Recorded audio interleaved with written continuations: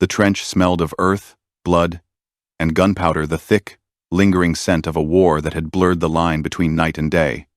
Lieutenant Thomas Kerr knelt among the bodies of his fallen brothers, as if stranded in the wreckage of stories that would never be told. He was young, yet the lines etched into his face looked far older. In his hand, the Colt M1911 barely trembled, a pistol designed decades earlier by John Moses Browning, the legendary American firearms engineer, whose weapons had armed armies, shaped battlefields, and earned reputations for absolute reliability. The heavy .45 ACP rounds, the solid frame, the clean geometry of Browning's design, all of it felt like a steady pulse in Thomas's hand. Twilight slid across the ruined fields like a slow, cold tide. In that fragile quiet, Thomas heard it. A rustle. Not the wind movement. Someone was coming. 2, maybe 3 German soldiers, crawling forward with the patience of hunters convinced their prey was already dead. Something inside him tightened, turning to steel. All he had left was instinct, training, and the pistol in his grip. Once he fired the first shot. The M1911's short recoil action, another hallmark of Browning's genius, would take over. The slide kicking back, ejecting the casing, and chambering the next round with mechanical certainty.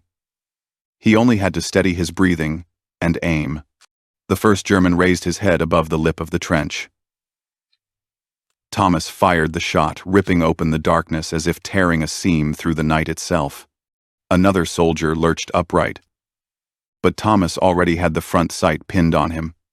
The pistol cycled flawlessly, each recoil a sharp, controlled pulse. In his palm, he emptied his magazine, swapped in another with a swift, practiced movement, and lifted the Colt once more. The last German approached from the flank, hiding in the thickest shadow. He clutched a grenade, arm coiled to throw, but Thomas was quicker. The shot he fired was heavy, final, and absolute. Silence collapsed onto the battlefield like a curtain drawn tight over a stage no one wished to watch anymore. Thomas slid back against the wet trench wall, finally taking a full breath. His hands shook, but the Colt lay calmly across his knees, that unwavering piece of Browning's craftsmanship, as dependable as ever. When the pale streaks of dawn stretched across the shattered earth, he looked at the still forms of his comrades and understood. Sometimes, a story isn't about triumph. It's about the narrow moments between gunshots, where a person chooses, again and again, to keep living. A voice, soft, but persistent. And for Thomas Kerr, that voice spoke tonight.